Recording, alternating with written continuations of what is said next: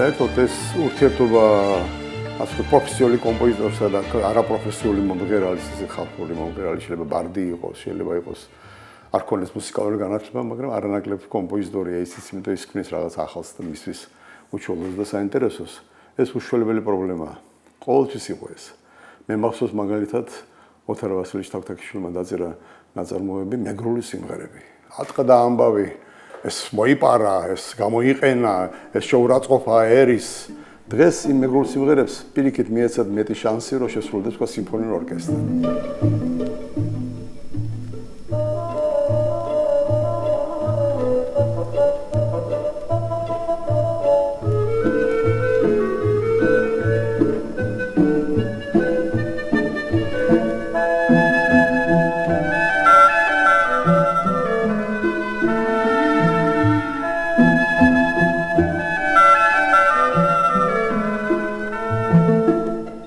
თავარი აქ რა პროფესიონალურ დონეზე აკეთებ, რამდენად შენია და რამდენად თქვა სხვისია. პრინციპში ხო პლაგიატია, შენ ღებულობ ცნობილ მელოდიას, მე გამოგაქვს ნოტებში, გავუკეთებ ჰარმონიას, ну როგორც შენ ხედავ თქვა. მაგრამ ეს არის ყველაზე ნორმალური გზა ერის, თქვა კულტურული ფასეულობის შექმნის. ეს რას ნიშნავს? მოდის განათლებული მუსიკოსი, არის რაღაც ის, რაც დაგროვდა საუკუნეებით, რომელიც არ არის ჩაწერილი, იწერს ამ მუსიკის ჩაწერას, თქვა 300 ხალხური სიმღერა. 200 ხალხური სიმღერა. თქვა ფალიაშვილს აქვს 60 ქართული სიმღერა. ხალხური ჩაწერილი. კოკალაძეს აქვს მონი 100-მდე სიმღერა ჩაწერილი, გაშიფრული. მაგრამ იმან არ შესვალა არაფერი, იმან მხოლოდ გაშიფრა, რაც ჩაიწერა. როგორც წესი შემდეგი თავი რომელიც მოდის, ის გაზრდილია ამ მუსიკაზე. ცდილობს ნუ რაღაცნაირად მაინც შეეხოს იმ საგანძურს, რომელიც აქვს და მისეს თქვა ასე თქვა, მისი ხედვიდან დანახული სიახლე, ხო? აი მაგალითად ნოდარ გაბონიას იგავები. ხო, გენიალური ნაწარმოებია, ხო? აი ხა საიდან მოდის? მოდის სტრავინსკის თქვა მიბაძვიდან ხალხური მუსიკის მიმართ. ამან აიღო და ეს გამოიტანა თქვა სულხან საბორბელიანის იგავები, სამი კლარნეტისთვის, ფორტეპიანო და მამაკაც და კონტრაბასი და მამაკაც და გუნდი.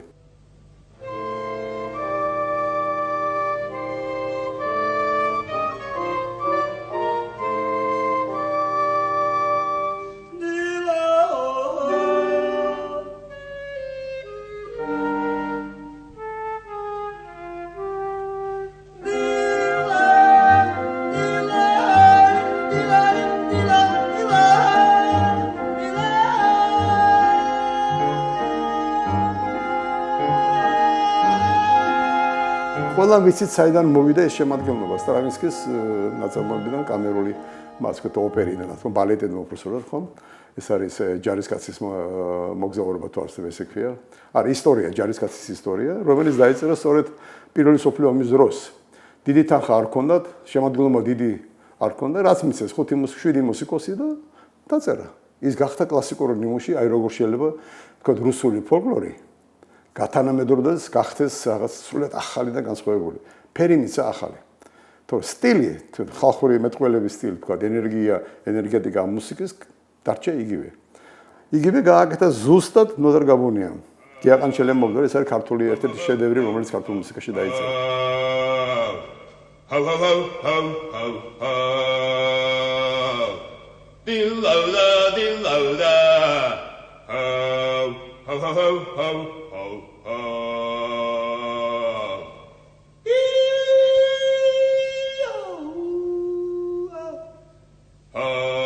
შეიძლება ვინც ისმის თქვა გურული იტყვის, აი კაცო ეს რა შეიძლება. ხო, რაღაცა მგელი მღერა. იტყვის, კარგი კაცო, მაგას ჩვენა გურულები ვაკეთებთ ყველა ქუჩის კუთხე, ყველა სოფლის კუთხეში, ხო? მაგრამ ამას რო პროფესიონალი აკეთებს ისე დონეზე, რომელიც იძენს ახალფასეულობას. აი ეს არის ის, რაც არის ყველაზე მთავარი. ეს გარკვეულ შემთხვევაში არის ცდილობა კომპოზიტორის დაუახლოვდეს ხალხს. მონახოს რაღაც ენა საერთო თავის ხალხთან. ესე იგი არა მარტო დაწეროს კლასიკურ დონეზე, არამედ იყოს ამავე დროს იყოს ყველასე ასე ვთქვათ, ხო? აი ეს არის.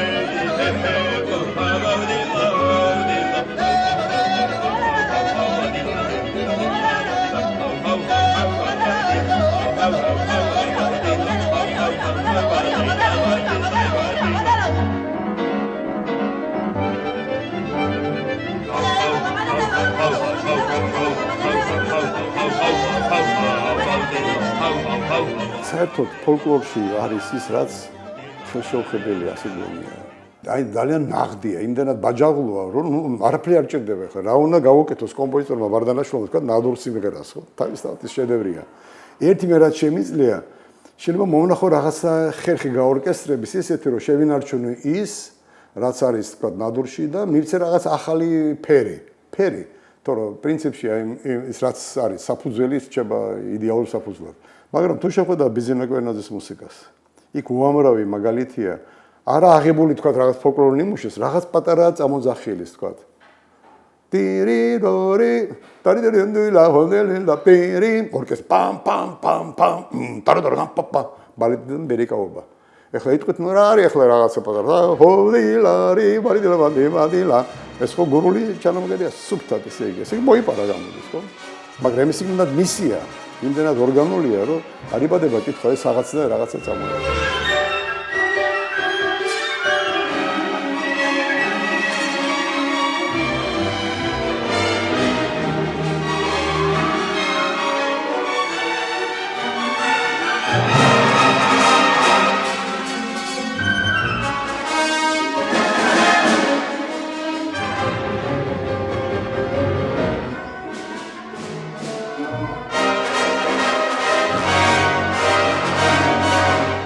სულხანის ნასიძე ავიღოთ მაგალითად, ხო, მისი ფშაური კილო. რას ნიშნავს ეს ფშაური კილო? ეს არის ხალხური სიმღერა, რომელსაც თავის კილო გააჩნია, ის კილო გამოიტანა და გაორკესტრა, ასე ვთქვათ. მაგრამ ამის გარდა შეიტანა შოსტაკოვიჩის სიმფონიზმი, ვთქვათ, ხო? შეიტანა ახალი ხედვა სიმფონიზმის. ესე გამოჩნდა ეს არის აღმოცენებული ხალხურ კილოზე და შეიქმნა რაღაც ახალი და თუმცა ეს უცხოელებისთვის ძალიან განსხვავებული, იმიტომ მათ არის ისინი არ იცნობენ ამ ხალხურ კილოს. და პირველად ხედავენ რაღაც ნაღდს, რომელიც ძალიან ემოციონალურია, ძალიან ლამაზია და ძალიან უცხოა.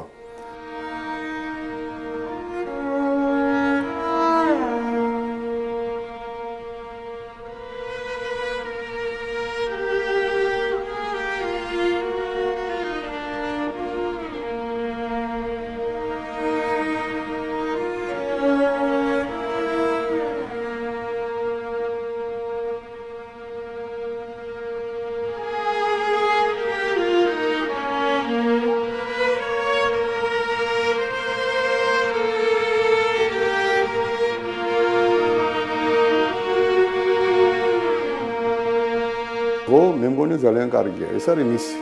აი როგორც თქვა ებრაელმა კომპოზიტორმა, პრინციპალურად არ იხმაროს არაფერი, რაც მოდის ებრაული ხალხის, თქო, ძირიდან, თქვა, ეს ლოცვების გამღერება, თქვა, აშკენაზური რაბინების ან კანტორების სიმღერა.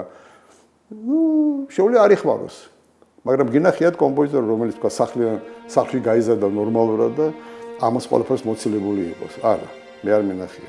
ესე იგი რაღაც მასში მაინც იქნება რაღაც ეს ელემენტი, შეიძლება მოტივი ან სუბმოტივი, რომელიც მოდის მისი სახლიდან, თქვა, ლოცვიდან, თორიდან, კითხვიდან, სალოცავიდან.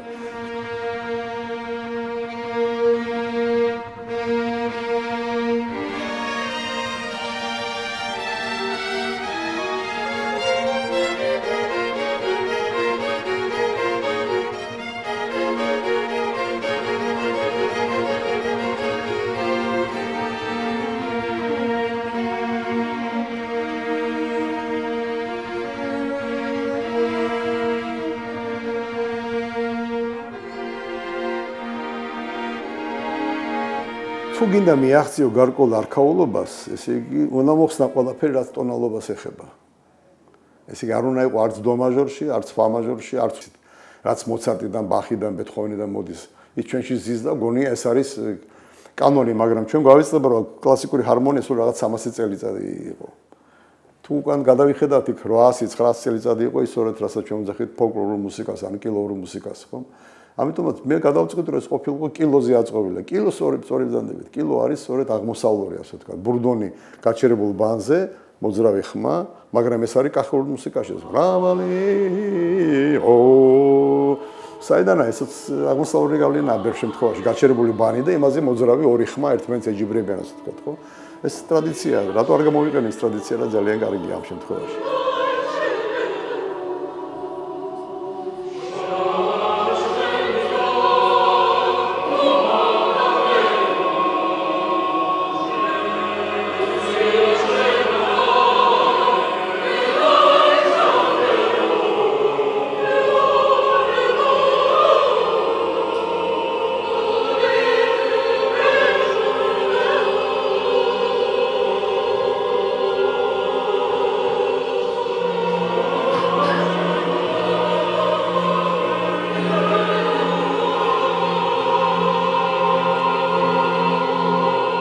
თქმა უნდა მე მინდოდა ვინაიდან ეს არის ლოცვა ასე თქვა ტანჯირში ესე იგი ზუსტად ზღვის სანაპიროზე ხმელთაშუა ზღვის სანაპიროზე თქვა ეს არის მაროკოში ხო მარაკაშებთან არის რაღაც ეფერი უნდა ქონოდა ეფექტი რომ ეს არის იქაური ვითომ იქაური თუმცა თუ გეტყვით სიმართლე შეგინთ არის ლეხადოდი ებრაული ჩანამღერი ლეხადოდი აი ფინალი სწორედ ლეხადოდია ლეხადოდი მოდის შაბათი თავისი სილამაზი თავისი პატარძალი მოდისო შაბათის ებრაელები ასე ამბობენ ხო ასე ხვდებიან შაბათს ისიც არის მასში მაგრამ ეს იცით რა ეს უკვე ჩემი მუშაობაა როგორ შექმნი ამ ალუზიას რომ ეს არის არქაული მხოლოდ ერთით რომ ეს არ უნდა იყოს ტონალური არ უნდა იყოს ახლოს ტონალობასთან ეს უნდა იყოს რაღაც სხვა რა სხვა ეს უკვე ჩემი გადაწყვეტილებაა შემოქმედებით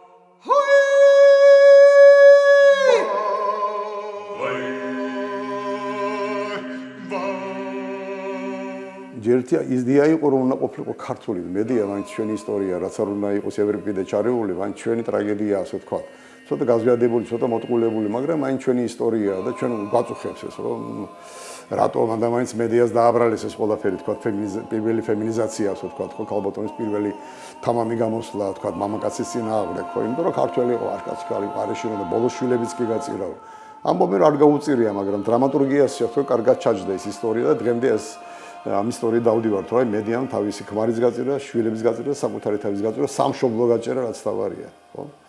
მაგრამ ამაში ბევრი ტყუილი, ეს არის კარგი დრამატურგის მიერ მოგონილი მშვენიერი ზღაპარი, რომელიც ნუ წარმატებული აღმოჩნდა და ასე ვთქვათ, ამით გვიცნობს სოფლიო.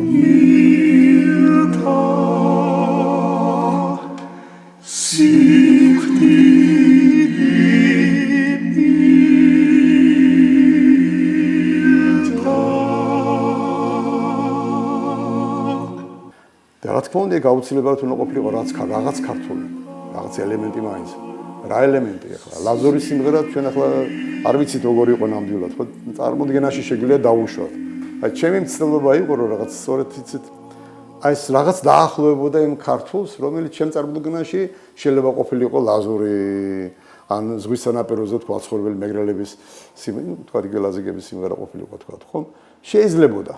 მაგრამ ეს აძლევს გარკვეულ ფერს, რომელიც არ შეიძლება მოვიდეს თუ გამოვიყენებთ კლასიკურ ჰარმონიას, ან დავეყნობოდი კლასიკურ ჰარმონიის კანონებს, ხო?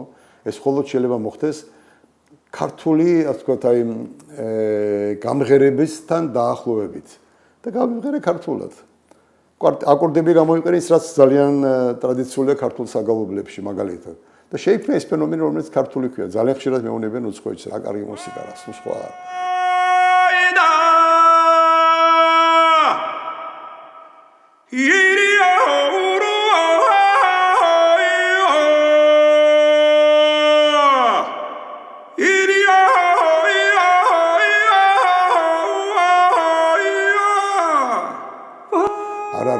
ტრადიციული, იმიტომ რომ ეს აქ არის ის შრომა კომპოზიტორის, რომელიც თავის სიზულებიდან მოდის და რაღაც ახლებურად ახალი თვალი დანახულს აწვდის მსმენელს. ეხლა თუ მიცემთ ამას ქართულ ფოლკლორის, იგი დაგიჟდებოდა მთელი ლექცია საგიგითად. ეს აკორდია აქედან აღებული, ეს აკორდია აქედან მოტანილი, ეს არის ის 3 კილოზე და გაგიშიფრავთ, ასე ჩამოგიწერთ, რომელია ფშაური კუთხიდან, რომელია ლაზიკური და რომელია თქვათ გურული და მეგრული, ხო? აი ეს არის და ჩვენ ამას ახსნერად ვკრიბავთ ერთ ჰარმონიაში, რომელიც ჩემი ყურით არის გაგონილი და არავით არის სხვა. ეს იყო სწორედ ჩემი მცდელობა ყოფილიყო ძალიან ქართული. განსაკუთრებით ის რაც ეხება მედიას მონოლოგებს, იქ 4 მონოლოგია და 4 სიმღერაა. სხვა მუსიკა არის თანამედროვე ძალიან ფაქტობრივად გაშლილი. იქ არ არის არავითარი ამ ტრადიციიდან გამომდინარე. სწორედ ეს კონტრასტი ქმნის, რომ ის რაც მედიას ეხება, ეს არის ქართული. აი ეს იყო ამოცანა, ასე ვთქვათ.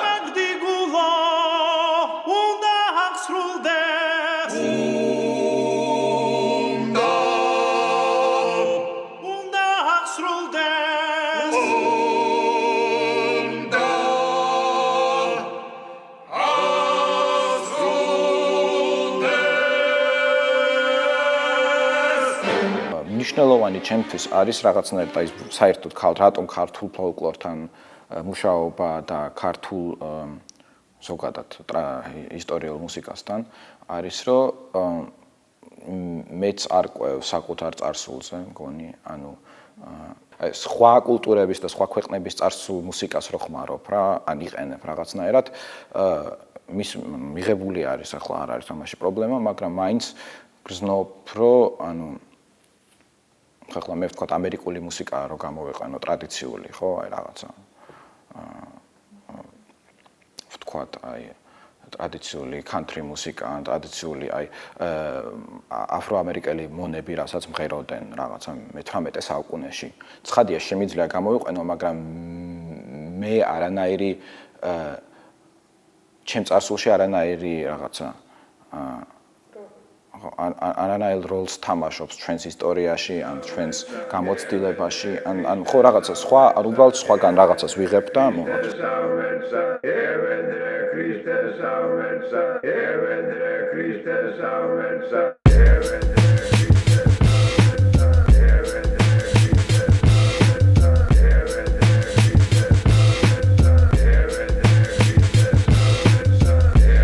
ერქო მაიშვილის სიმღერებიც არის, რაც ძალიან დამაინტერესა ერთი პერიოდი, იმიტომ რომ თვითონ აქვს ხო არტემ ერქო მაიშვილს ჩაწერილი სამხმაში სიმღერები, ანუ ერთი რო ჩაწერა, მე მეორე და მე მესამე და მანდაც ხო ძალიან საინტერესო არის, იმიტომ რომ ძალიან დაბლა მღერის ყველაფერს. ახლა ახალი ჩანაწერები რო არის უფრო ამისი, უფრო რაღაცა ხო იცი რამდენიმე ტონით მაღლა მღერიან, ყველაფერს ძალიან დაბალი არის და ძალიან განსხვავებული ჰარმონიები არიან ამ სამხმაში. და ძალიან განსხვავებული ჰარმონიების სვლილებები და მე სულ ვცდილობ ჩემთვის სულ ხო იცი ძალიან ბევრს მოусმინა რაღაცა ესეთი 50 თუ 60 რაღაცა და სულ ვცდილობდი რომ ეს მომენტები ამოვიღო, რაც ჩემთვის ყველაზე საინტერესო არის ჰარმონიულად, იმიტომ რომ ახლა ელექტრონულ მუსიკაში რაც ხშირად ვაკეთებთ არის რომ რაღაცა ხო იცი ამ რაღაცა 8 4-5 ან 10 წამიან ლუპებს პოულობთ, რაც მე მეორდებიან სულ და მე აქედან იმ ლუპებიდან რაღაცას ვაკეთებთ. და მე ძალიან მინდოდა რომ აი ამ ერქო მაიშვილის სიმღერებში ვიპოვო ეს ლუპები, რაც ჩემთვის ყველაზე რაღაცა ძლიერები არიან. და აქედან გავაკეთო რაღაცა და ძალიან სხვანაირი ენერგია აქვს რა.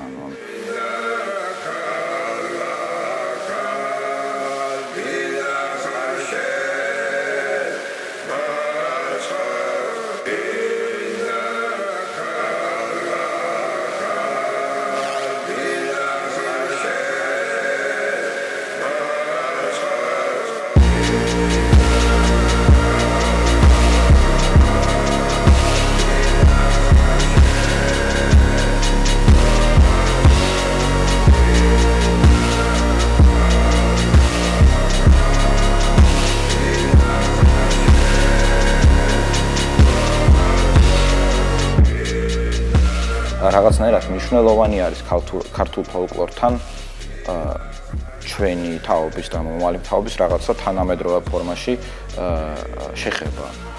იმიტომ რომ გარკვეული მომენტი არის, რომ ეს ხო იცი ტრადიციული ფოლკლორი და ქართული ტრადიციული მუსიკა სულ ერთია თუ ეკლესიური თუ ფოლკლორი თუ ამიცი ასოცირდება რაღაცა გარკვეულ კონსერვატიული პოლიტიკური მხედველობასთან.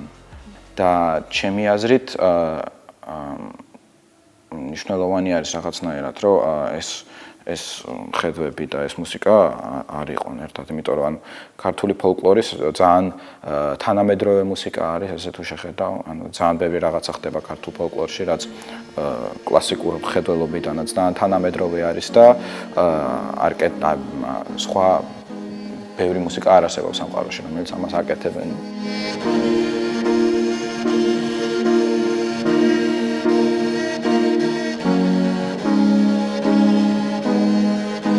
Elison.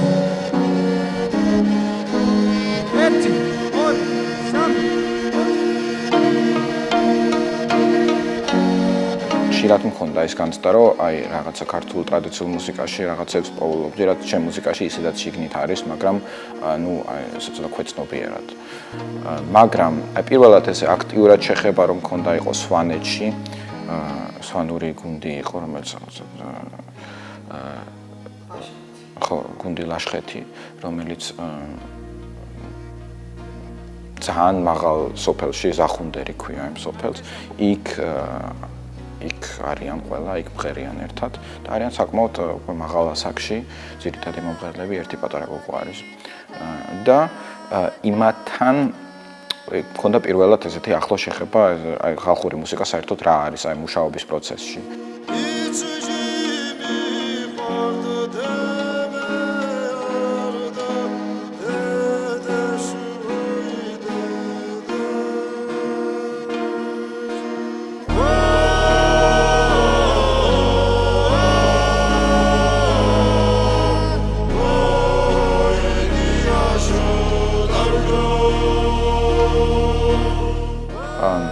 ერთ-ერთი ძალიან ჩვენ შევასრულეთ ერთი სიმღერა გავაკეთეთ იქ აი ფესტივალი იყო მაშინ სვანსეტი და მე სურვილი გამიჩნდა რომ კიდევ რამდენიმე სიმღერა ერთად ჩავწეროთ. ანუ ეს არის ტრადიციული მაქ სოფლიდან ან გარემოდან სიმღერები, რომელიც მე რაღაცნაირად გადავაკეთე.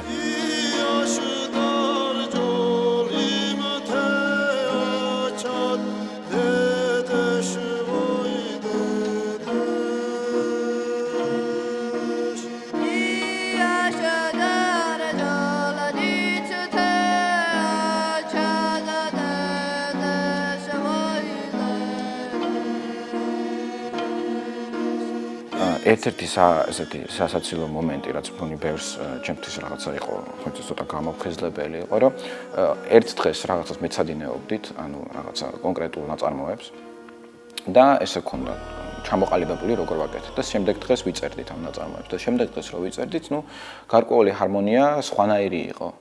და ეს ჰარმონია სულ მეორდება გრძნობით, იმიტომ რომ სხვა ნაწარმოები არის ფაქტორად და მე ვეცდებოდი რომ აუხსნა რაღაცნაირად, გუშინ სხვა ჰარმონიას მღეროდნენ და დღეს სხვა და თვითონ მეუბნებოდნენ არა ზუსტად იგივე ჰარმონია არისო. და ვერ ხვდებოდი ანუ გუშინ არა დარწმუნებული ვარ რომ გუშინ სხვა ჰარმონია იყო და მე ჩანაწერიც მქონდა ბოლო დღეს მობილური ჩაწერილი და ვაჩვენე ეს ჩანაწერი არა სხვა ჰარმონია იყო და მე წამყვანმა ბესომ თქვა რომ ეს უბრალოდ სხვა ტიპი მღეროდა ამ ხმასო. ანუ რაღაცა ნუ მოსული მომენტი არის, რომ სხვა ადამიანი რომ მღერის, შეიძლება სხვა ნოტით იმღეროს. და ეს არ არის მიიჩნევა, რომ ეს სხვა ნოტა არის, ან რაღაცა არასწორი არის, ან რაღაცა და ძალიან იმის გარდა რომ ნუ საუკუნეები წინ დაარსდა ეს სიმღერები, ვთქვათ, ძალიან თავისუფალი მიდგომა აქვთ, ანუ ეს გარკვეულ რაღაცა ეს ინტონაციების, ჰარმონიების მიმართ.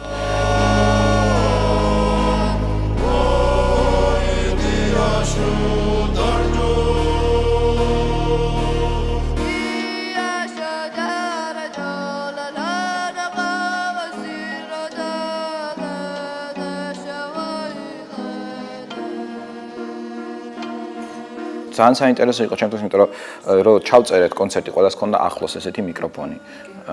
და ეს მიკროფონები ახლოს რო ჰქონდათ, მე მაინც ჩემეძლო ყველა ხმის ცალკე მოსმენა და ძალიან განსხვავებული არის ყველა ხმა რა. ანუ სხვადასხვა ნოტებს მღერიან ხანდახან, ანუ ხო იცი ინტონაციით სხვაგან არიან და სხვა ტემბრი აქვს საერთოდ, ანუ და მაგრამ ერთად რომ მღერიან, აი ვერ გრძნობს, უგონია რომ ერთი ჟღერადობა არის რაღაცნაირად. ანუ ეს ერთი ცხადია ალბათ არის რომ ბოლო 60 წელი ერთად მღერიან და მეორე არის რომ ხო რაღაცა ის რაღაცა ჯადოსნურად ერთად აი ეს ინდივიდუალური ტემბრი, ინდივიდუალური ინტონაცია მე რაღაცნაირად ერთად ჯდება.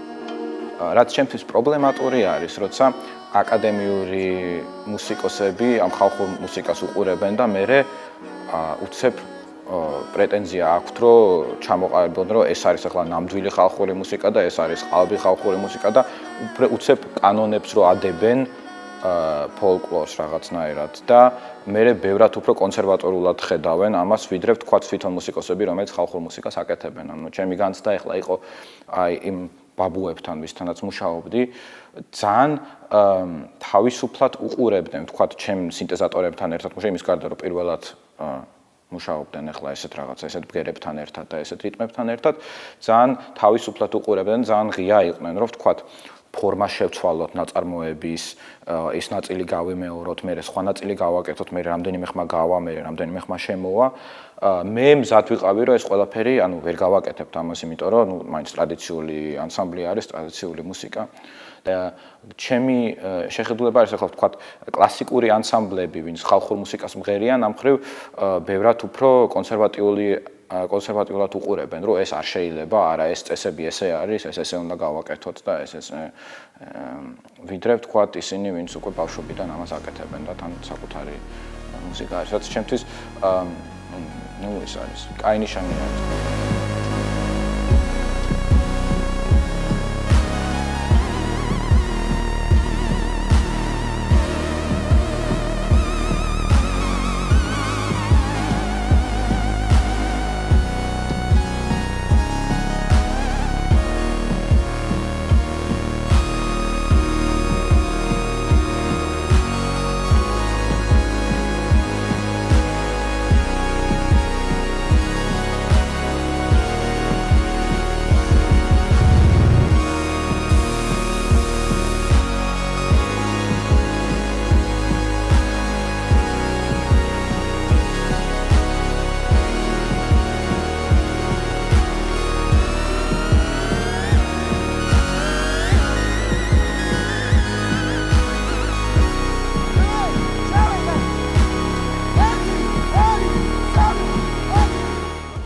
რაღაცნაირად თავისით უნდა მოხდეს.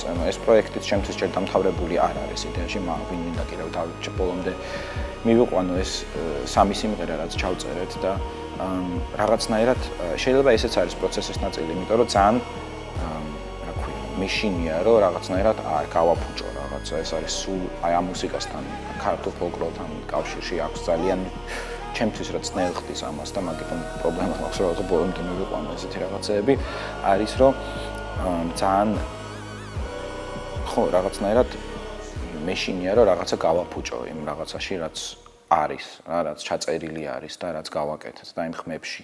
ანუ ძალიან რაღაცა ფრთხილად გრძნობა გაქვს რომ ფრთხილად უნდა მიუდგე, მაგრამ თან ძალიან ფრთხილად თუ მიუდგები, ანუ არაფერი საინტერესო არ გამოვა, ესეც ვიცი. მაგიტომ ანუ ის დიდი გადაწყვეტილებები ხო, რასაც მართლა შეცვლიან და მართლა შეიძლება რაღაც ახალი რაღაცა მიაღწიო, ის გარკვეულ რისკთან არიან სულ რაღაცა ასოცირებული, იმიტომ რომ შეიძლება რაღაცა ძალიან დიდი გააფუჭო. ანუ მაგიტომ ეს ბალანსი არის სულ მგონი ქართულ ტრადიციულ მუსიკასთან მუშაობის, რომ თან არ გინდა გააფუჭო, მაგრამ თან მე პირადად მინდა რომ რაღაცნაირად